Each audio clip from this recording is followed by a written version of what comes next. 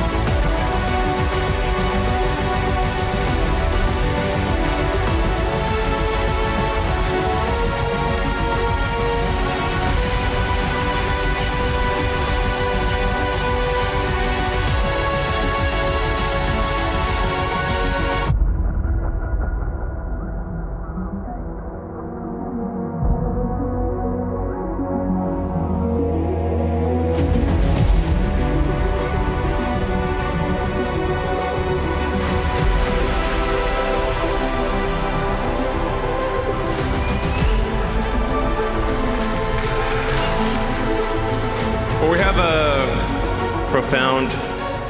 profoundly important announcement to make, which is the most epic chip-building exercise in history by far.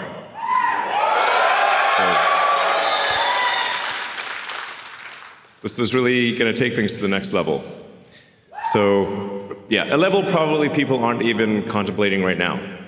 This is not in the, I would call this sort of an out-of-context problem. It's not in their context. So we're going to adjust the context by a few orders of magnitude here. So, yeah, we aspire to be a galactic civilization.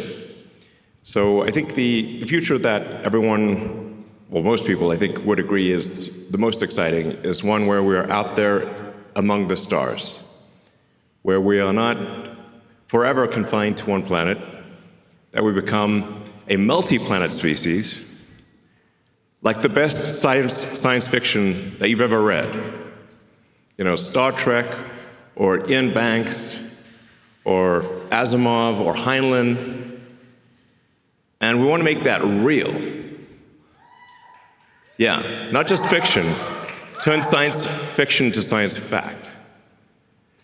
That's the glorious, exciting future that I certainly look forward to.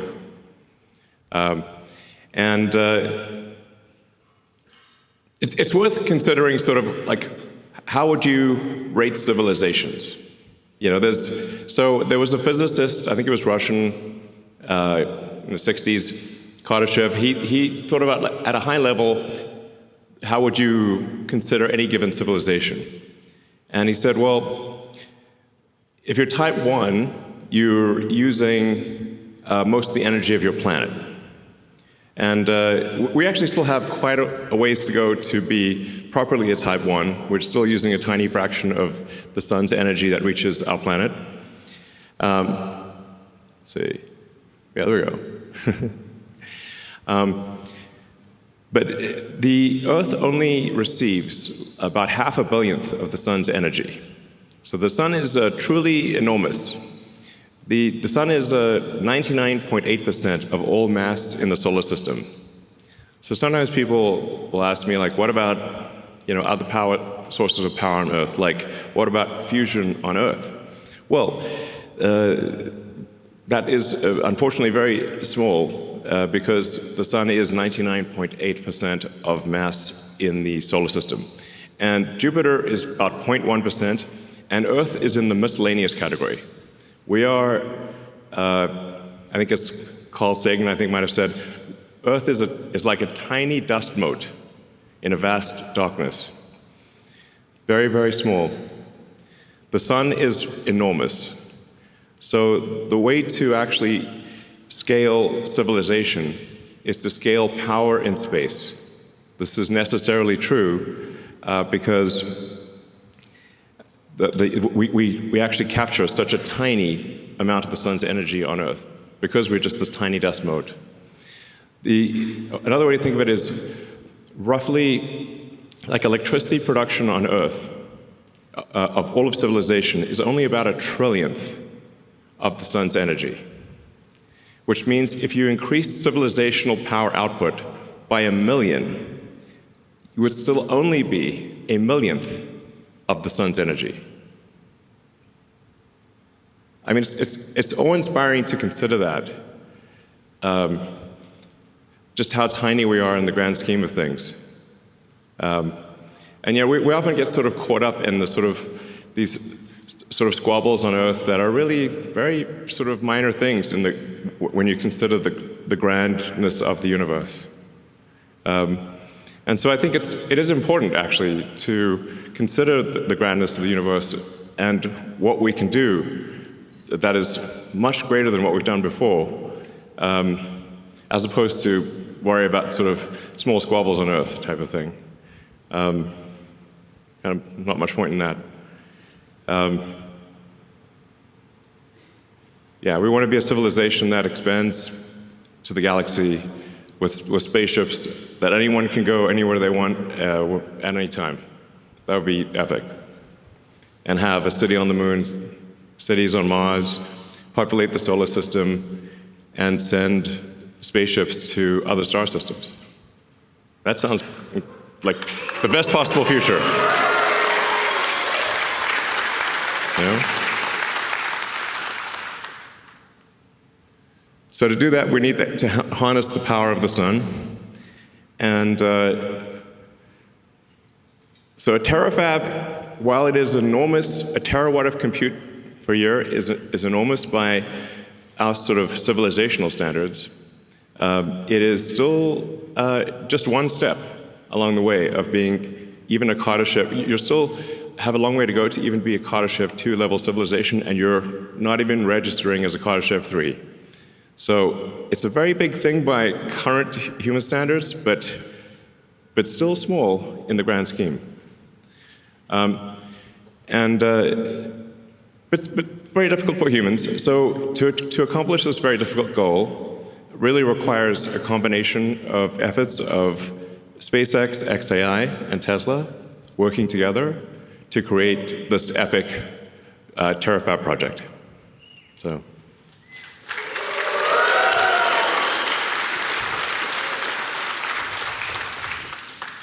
And Tesla and XAI and SpaceX have all done amazing things that people did not think would be done before.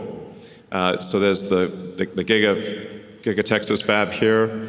There's the Optimus robot that's being built.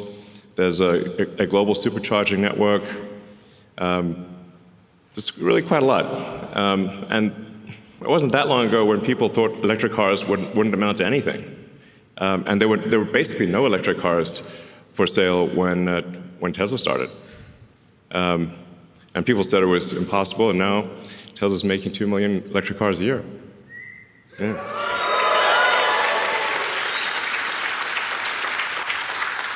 And then XAI, although it's a new company, now part of SpaceX, has also built the first gigawatt-scale compute cluster, which in record time.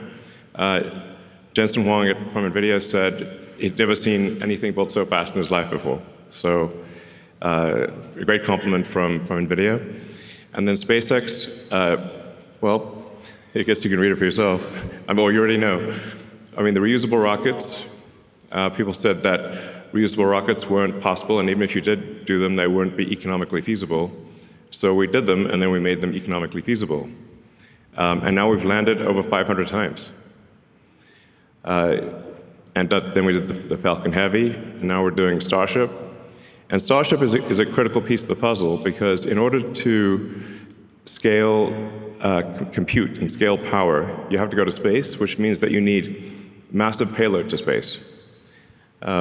And Starship will enable that. So this gives you sort of just a sense of scale. We've got Optimus there, Optimus for scale. And Optimus is about 5'11", so it gives you a sense of the size of the Starship V3 rocket. Starship V4 will be much longer, actually. The Starship V4 will make Starship V3 look kind of short. So we'll expand with Starship V3 to 200 tons of payload to orbit from 100 tons with V3. And then you can see that that's just a rough approximation of the mini version of the AI sat. So that's roughly 100 kilowatts. It's showing the solar panels and the radiator to scale.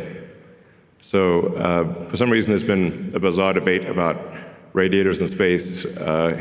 It's safe to say SpaceX knows how to do heat rejection in space with 10,000 satellites in orbit. Might know a thing or two. So you can see the radiator is actually quite small relative to the solar panels. And we call that the mini-sat, since that's just 100 kilowatts. We expect future satellites to probably go to the megawatt range. Yeah.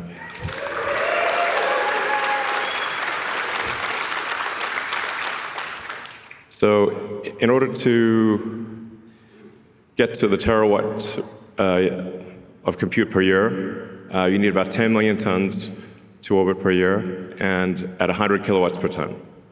So, but we're confident this is feasible. Like, no new physics or impossible things are required to get there. So I'm confident actually that SpaceX will get to 10 million tons to orbit per year. And then we're building up to a terawatt of solar. So that will solve the solar problem, the power generation.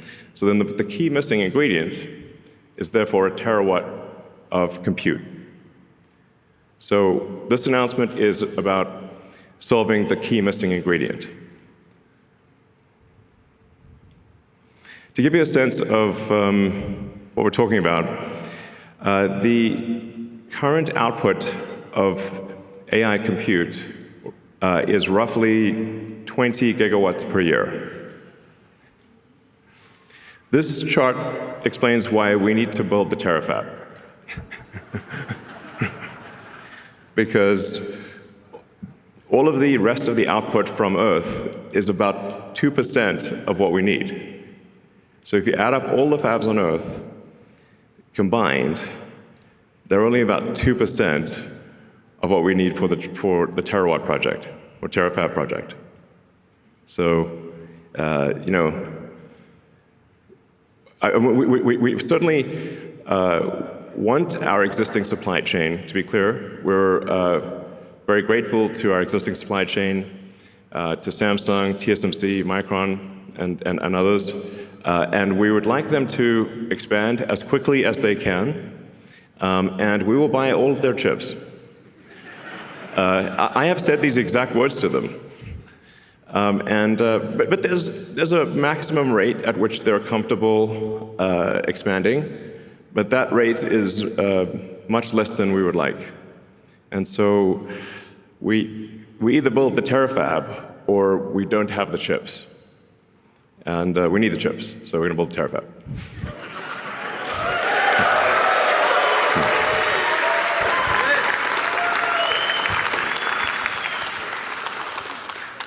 And we're starting off with an advanced technology fab here in Austin.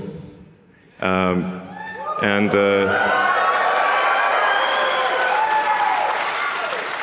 I believe Governor Abbott is in the audience. I'd like to thank Governor Abbott and the state of Texas for their support. All right.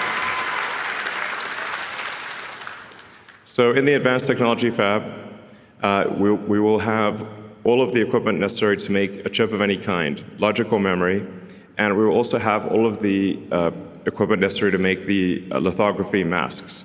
So in a single building, we can create a lithography mask, make the chip, test the chip, make another mask, and have an incredibly fast recursive loop for improving the chip design.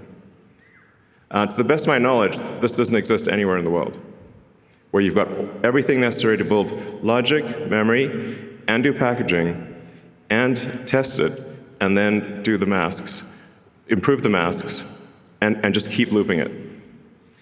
So, and we're not just going to do conventional compute in this. I think there's some very interesting new physics that is potentially, that actually I'm confident will work, it's just a question of when.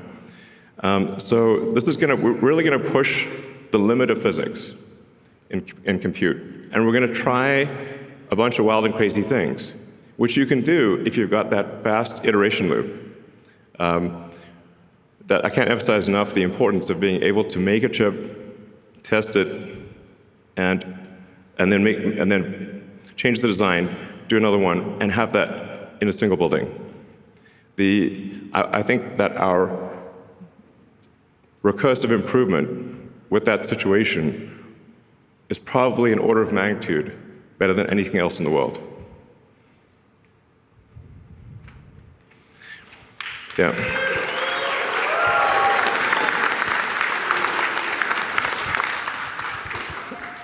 So broadly speaking, we expect to make two kinds of chips. One will be optimized for edge and inference. So that'll be used primarily in Optimus and in the cars, but especially in Optimus, because I expect the robots, humanoid robots, to be made 10 to 100 times more than the volume of cars. So, if vehicle production on Earth is about 100 million vehicles a year, and I expect humanoid robot production to be somewhere between 1 billion and 10 billion units a year. So it's a lot.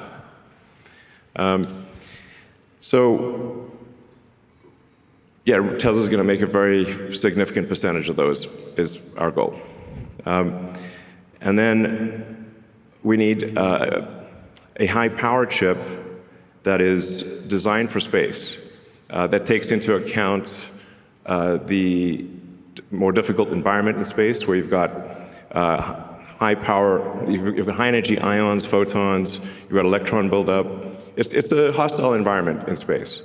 So you want to design the chip, you want to optimize it for space. And you also want to generally run it a little hotter than you would normally run a chip on Earth to minimize the radiator mass.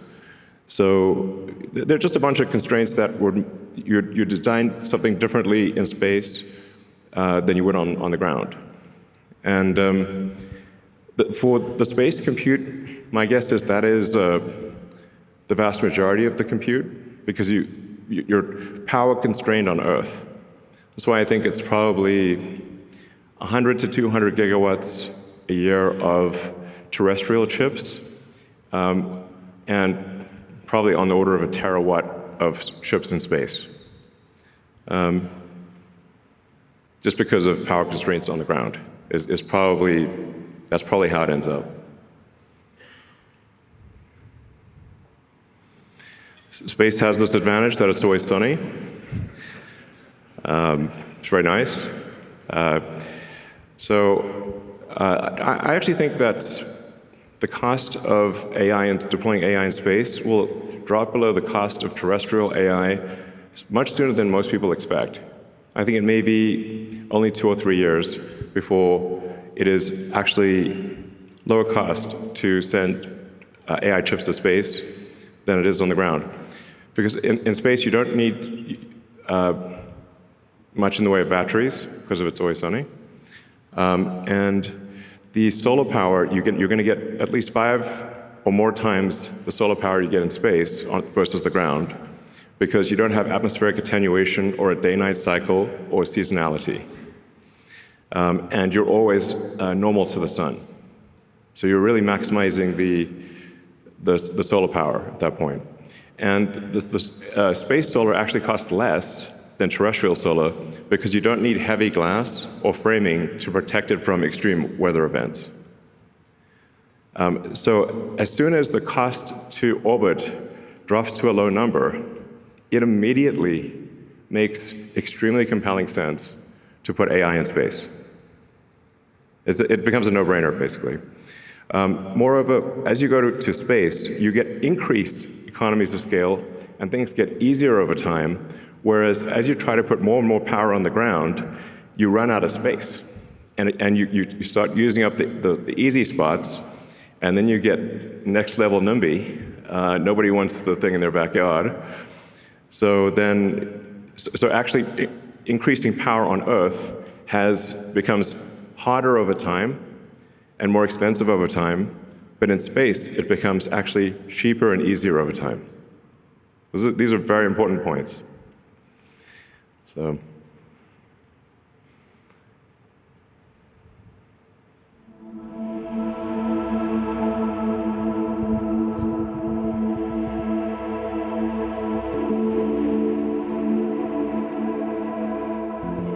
Yeah.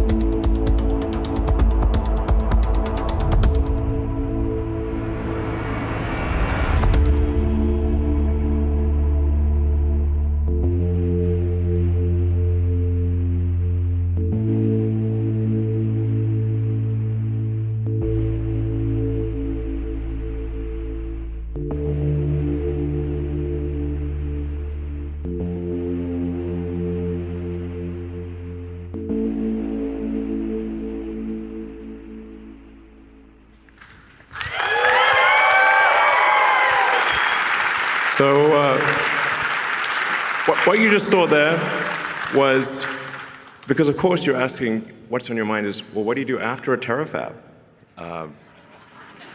Don't think small. Well, yeah, good point. So we, how do you get to a petawatt is the obvious next question. And you get there by having an electromagnetic mass driver on the moon with robots, with Optimi, and obviously lots of humans. And with that, you can send a petawatt. You can create a petawatt of compute and send that to deep space. Because on the moon has no atmosphere and has 1/6 Earth gravity. So you don't need rockets on the moon. You can literally accelerate it to escape velocity from the surface. And that dramatically drops the costs, once again, of harnessing power and enables you to go 1,000 times bigger than a terawatt.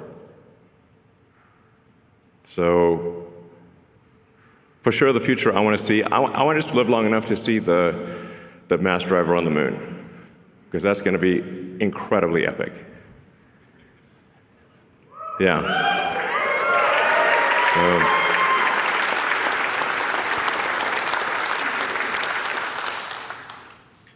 That should hopefully get us to 1/millionth of the sun's energy, at least. Humbling to think about that. But 1/millionth of the sun's energy would be 1,000,000 times bigger than Earth's economy, so it's good from that perspective. And then, yeah, you expand beyond that to the planets, to the other stars, and create the most exciting possible future that I can imagine. So.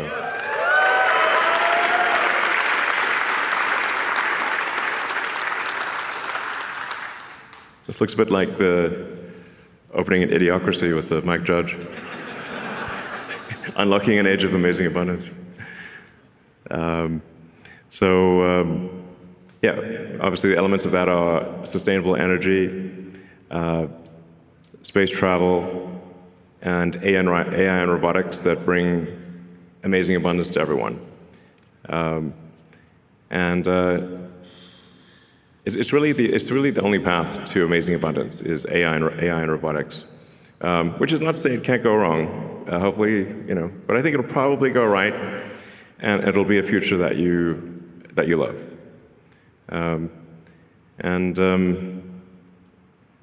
It's the best future I can think of, at least. And then we go beyond the moon, beyond Mars, and we sail through the rings of Saturn.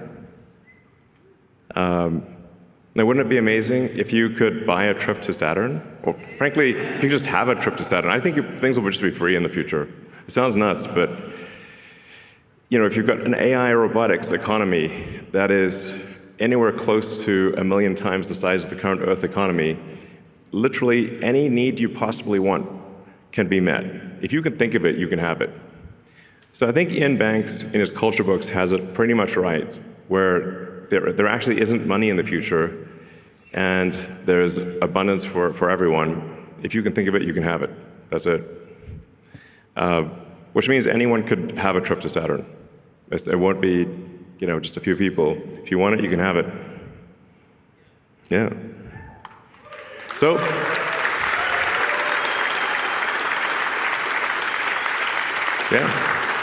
join us on this journey, and help us design incredible chips and make incredible chips and build a terawatt of chips, a terawatt of solar, and 10 million tons to orbit per year. Thank you.